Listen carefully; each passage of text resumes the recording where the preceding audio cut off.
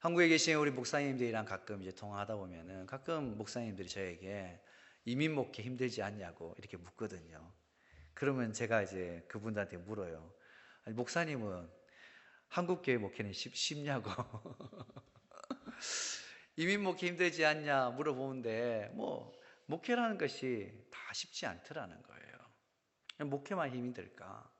이런 평범하게 매일 아침에 출근하는 직장인들, 일터로 일하러 가시는 분들, 그 하루하루도 여러분 쉽지 않거든요. 직장 생활이라고 쉽겠습니까?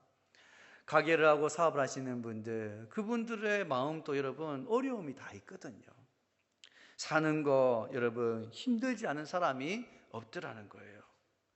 여러분 힘들지만, 목회하는 게 힘들 수 있지만 그래도 이렇게 교회를 섬길 수 있다는 것이 저에게 너무나 큰 축복이라는 것을 알고 있으니까 목회가 뭐 힘들다 이렇게 표현할 수 없더라는 거예요.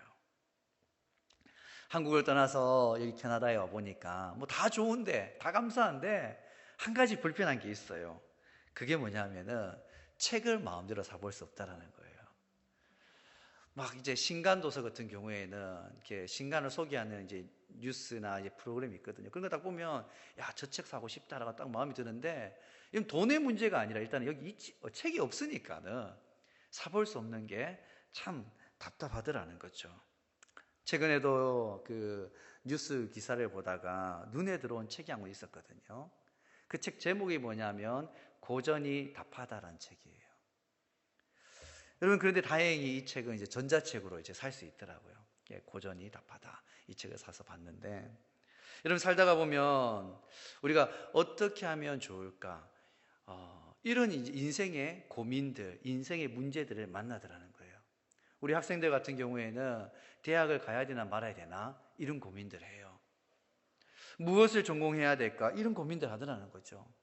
이 사람과 결혼을 해야 되나 말아야 되나 이런 고민을 할 때가 있어요. 무리해서 집을 사야 될까 말아야 될까, 또 내지는 한평생 함께 산 배우자와 더 살아야 될까 말아야 될까 이런 고민도 하더라는 거예요. 이런 문제들을 만나면 대부분 처음에는 혼자 막 고민해요. 어떡하지? 혼자 막 스스로 깊은 고민 속에 빠지거든요. 근데 스스로 이 문제가 해결되지 않으면요, 어떤 결론을 내지 못하면 결국 우리 인간들은 사람을 찾아가게 돼 있어요. 친구나 또 선생님이나 또 신뢰할 만한 인생의 멘토들을 찾아가더라는 거예요.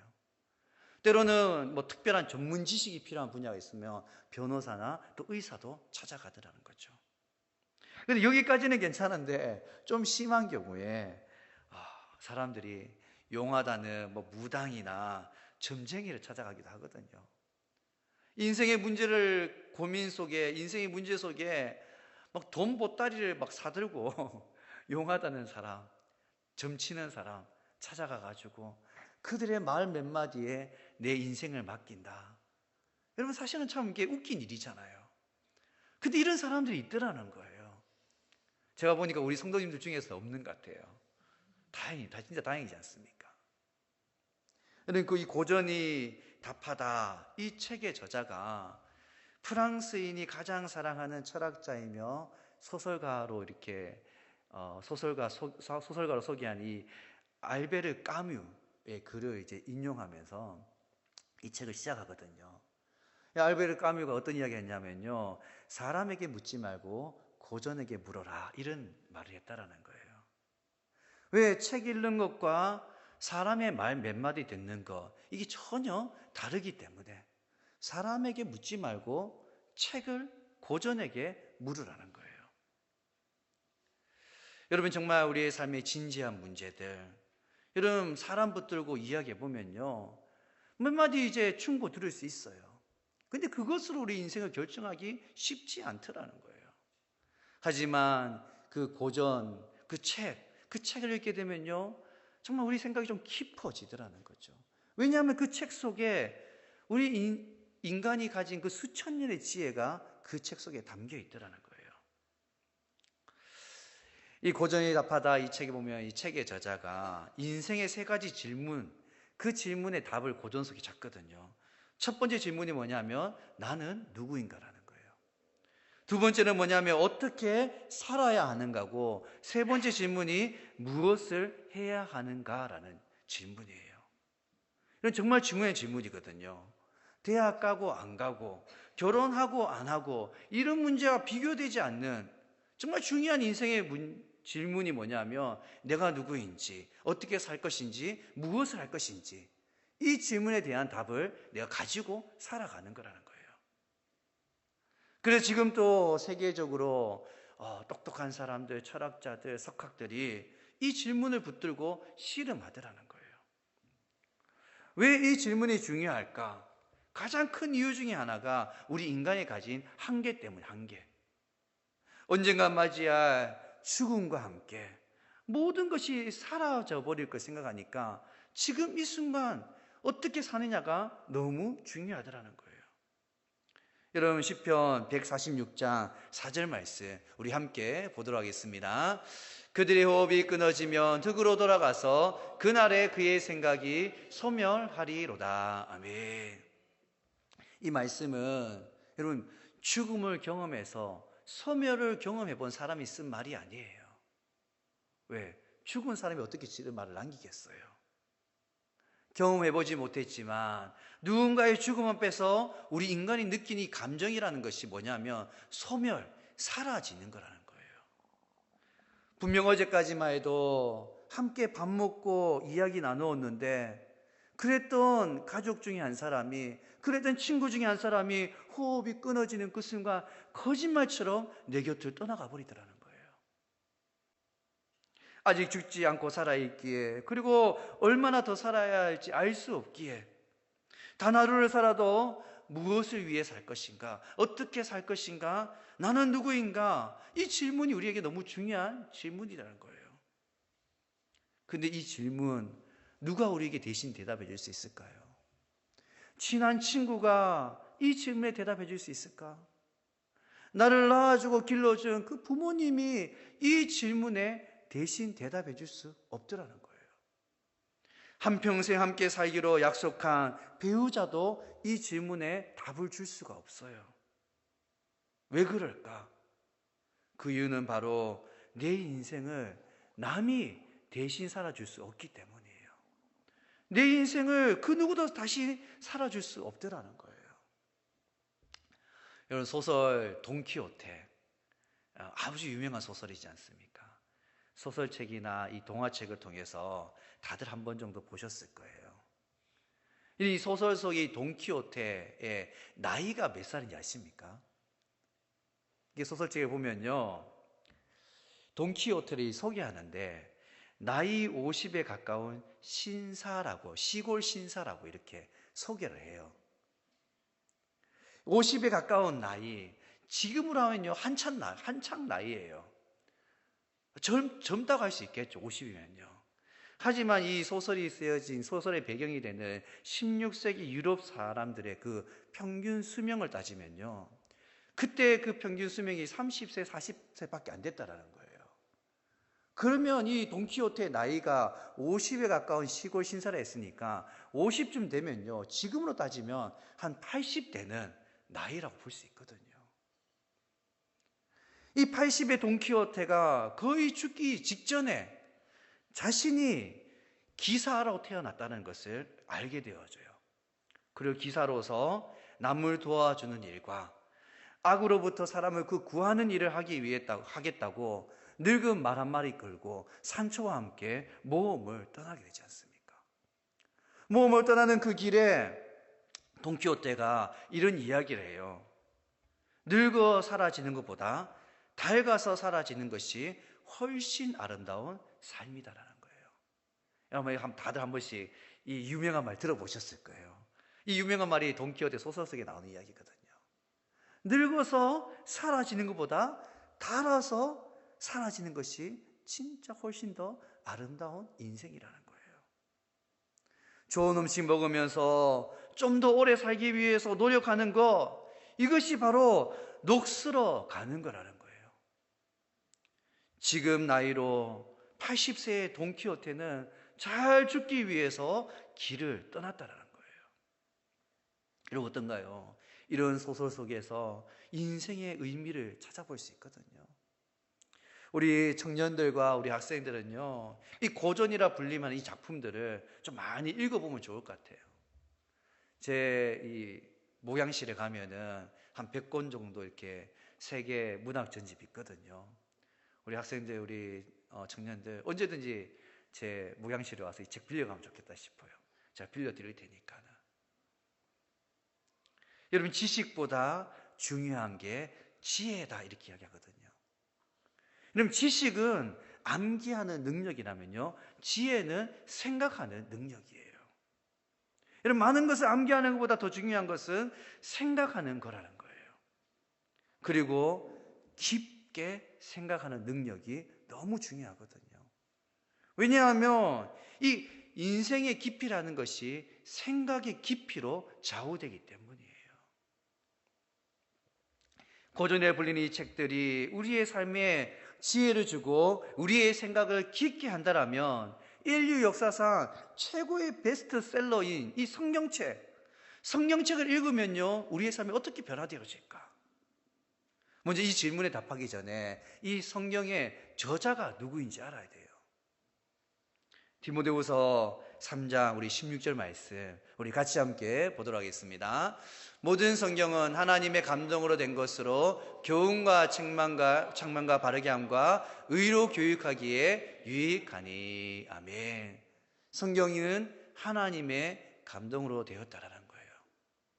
여러분, 성경 모세, 여호수아, 사무엘, 그리고 엘리야, 예레미야, 바울, 마태, 마가, 누가, 베드로, 이런 사람들이 성경을 썼어요.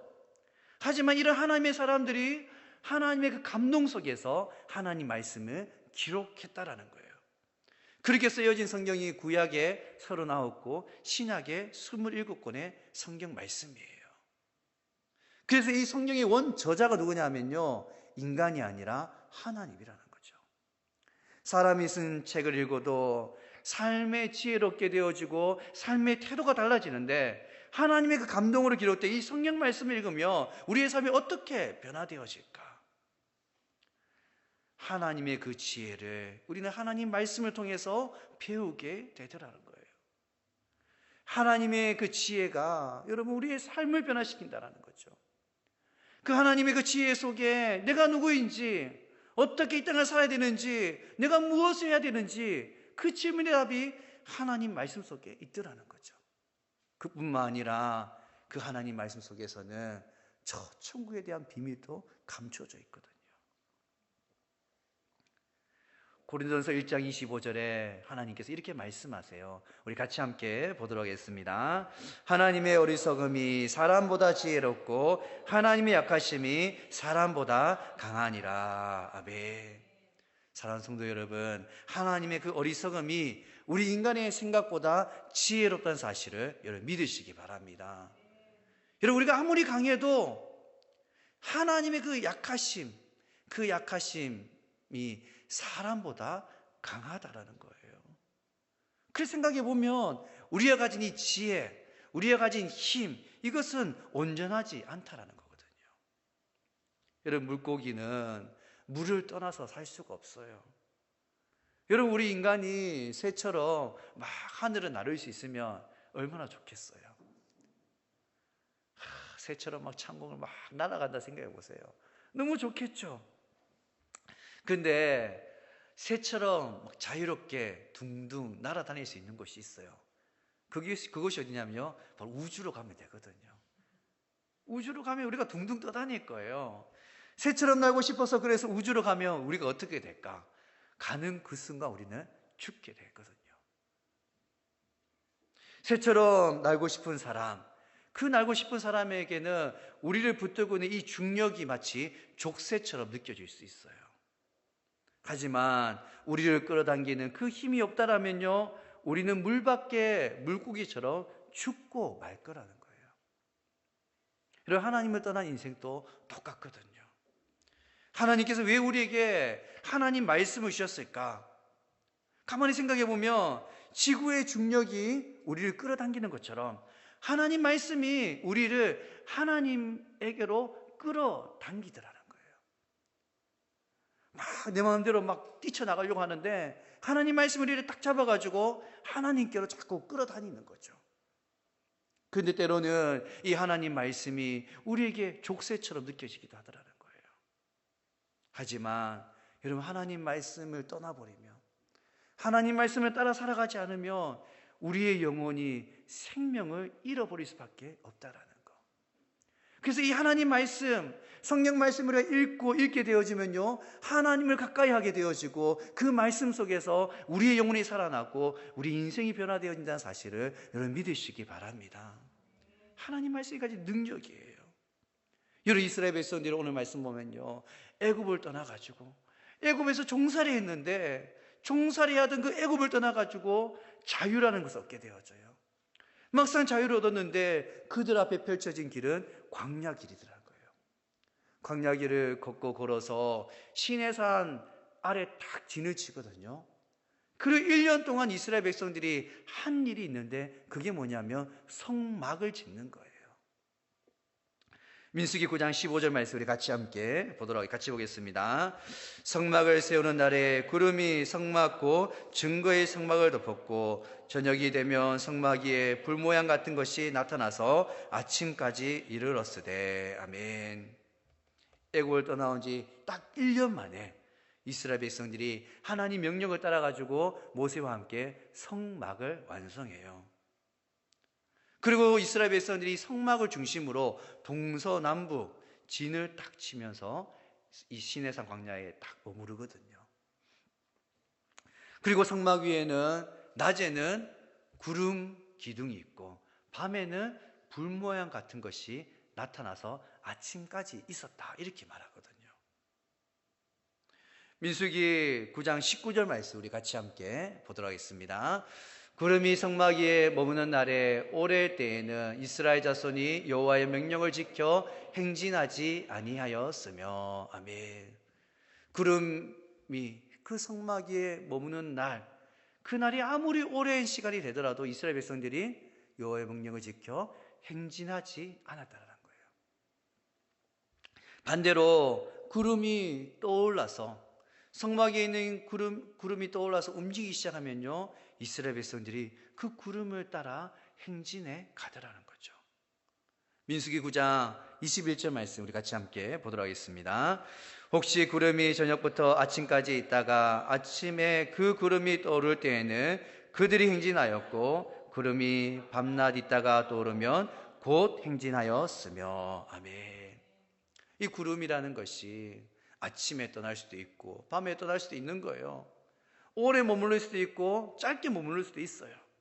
근데 이런 것과 상관없이 구름을 따라 행진하기도 하고 머물기도 하더라는 거예요. 여러분, 이게 사람 10명, 20명이 구름 따라가는 게 아니라 장정만 수백만 명이에요. 어른 남자만 수백만 명인데 그 수백만 명의 사람들이, 몇천만 명의 사람들이 이 구름을 따라 움직이더라는 거예요. 여러분, 이것이 무엇을 의미하냐? 여러분, 민수기 9장 23절 말씀 우리 같이 함께 보도록 하겠습니다. 곧 그들이 여호와의 명령을 따라 진을 치며 여호와의 명령을 따라 행진하고 또 모세를 통하여 이르신 여호와의 명령을 따라 여호와의 직임을 지켰더라. 아멘. 여러분, 구름 따라가는 것 같은데 그게 단순하게 구름 따라가는 것이 아니라 여호와의 명령을 따라 진을 치고 여호와의 명령을 따라 행진하고 여호와의 명령을 따라 여호와의 직임을 지켰다라고 말씀하고 있어요. 진을 치고 행진하는 것, 그것이 다 하나님의 명령이었다라는 거예요. 나는 안 갈 거야, 나는 내 마음대로 할 거야, 이렇게 고집 피운다라면 결국은 그 인생은 그 광야에서, 아무것도 없는 그 광야에서 죽고 말 거예요. 결국 여호와의 명령을 따라가는 것은 광야길을 가는 이스라엘 백성들에게 꼭 지켜야 될 안전장치였다는 거예요. 여러분, 창세기를 보면 하나님께서 우리 인간을 지으시는데 자기 형상을 따라 지으시고 사람에게 하나님께서 생육하고 번성하고 땅에 충만하며 땅을 다스리라, 이렇게 명령하시거든요. 하지만 하나님께서 온 땅을 다스리는데 단 한 가지 먹지 말라는 게 있었어요. 하지 말라는 것이 있었다라는 거예요. 그게 뭐냐면 선악을 알게 하는 나무의 열매를 먹지 말라는 거예요. 땅이 충만한데, 땅을 다스리는데, 여러분 이것은 우리에게 주어진 자유예요. 여러분 뭔가를 다스린다는 것은 우리에게 자유가 주어졌다는 거거든요. 하지만 한 가지, 선하게 알게 하는 나무의 열매는 먹지 말라는 거죠. 여러분 자유와 함께 벗어나지 말아야 될 경계를 하나님께서 정해주신 거예요. 이런 경계가 없는 자유는 자유가 아니거든요. 예를 들어서 여러분 이제 막 첫 출근하는 사회 초년생이 딱 회사에 첫날 출근했는데 그 회사의 대표가 그 첫 출근한 직원에게 뭘 하든지 마음대로 하세요라고 이렇게 말했다 생각해 보세요. 이제 첫 출근했는데 당신 마음대로 하라는 거예요. 이 회사에서. 이렇게 말하면요, 이 사회초년생이 뭘 할 수 있겠어요? 뭘 해야 될지 도대체 모르는 거예요. 어떻게 해야 될지도 모르고 아무것도 하지 못하고 그냥 하루를 보내게 될 거예요. 우리의 삶도 똑같다라는 거죠. 오늘 하루 여러분, 이런 하나님의 간섭 때문에 나는 너무 힘들어 죽겠다 이런 분 아무도 없을 거예요. 하나님 우리에게 어마어마한 자유를 주셨어요. 먹고 싶은 거 마음대로 먹고, 입고 싶은 거 마음대로 입고, 여러분 어디든지 마음대로 갈 수 있게 하나님 우리에게 자유를 주셨다라는 거예요. 하지만 우리의 삶에 이 주어진 이 자유를 누리는데 무엇은 벗어나지 말라고 말합니까? 하나님 말씀은 벗어나지 말라라는 거예요. 하나님 말씀 안에서 누리는 자유, 여러분 이것이 우리가 누릴 수 있는 참된 자유고 참된 평안이고 참된 기쁨이라는 사실을 여러분 믿으시기 바랍니다. 이런 광야길을 가는데 마음대로 쫓아다닐 수 있죠. 마음대로 가면요, 그 뜨거운 낮의 태양, 그 밤의 그 추위를 어떻게 이겨낼 수 있겠어요? 오늘 말씀 보면 이스라엘 백성들이 광야를 지나 가나안 땅으로 가고 있거든요. 이런 광야라는 곳은 힘든 곳이에요. 그래도 구름 기둥이 있으니까 감사하죠. 하지만 그 구름 기둥을 따라가는 것도 쉽지 않더라는 거예요. 여러분 때로는 귀찮을 때가 있을 거예요. 내가 오늘은 몸이 컨디션이 너무 안 좋은데 저 구름 기둥이 제발 안 움직였으면 좋겠다, 이런 마음이 들 수도 있어요. 나는 지금 막 당장이라도 저 가나안 땅에 가고 싶은데 왜 오늘은, 내일까지 왜 맨날 며칠 구름이 안 움직이지? 이런 마음이 들 수가 있다는 거예요. 하지만 이스라엘 백성들이 여러분 철저하게 하나님 명령을 따라서 움직이기도 하고 머물기도 했다라는 거예요.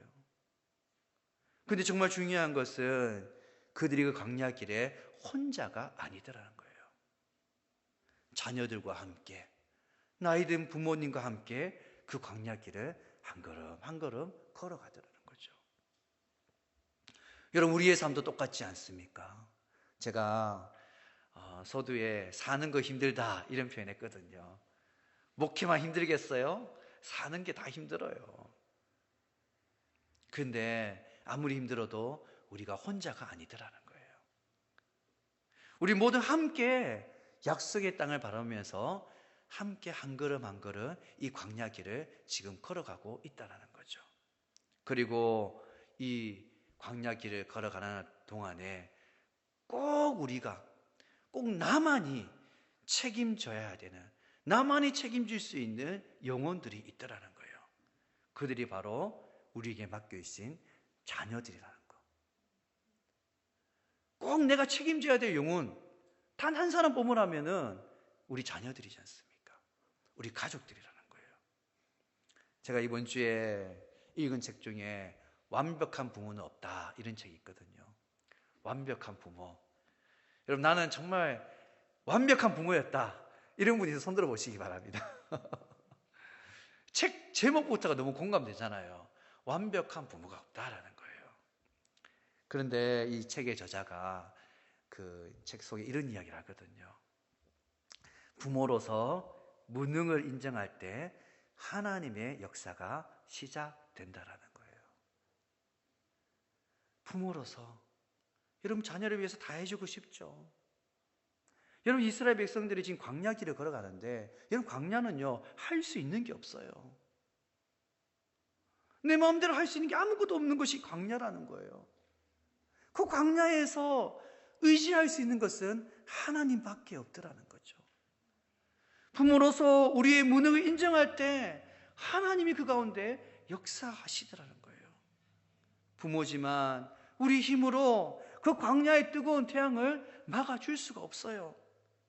밤이면 영하로 떨어지는 그 추위도 부모지만 막아줄 수 없더라는 거죠.